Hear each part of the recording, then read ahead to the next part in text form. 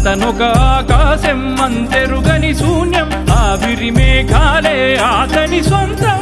అరమరి కలవైరం కాల్చెడి అంగారం, వెలుగుల వైభోగం అతని నయనం.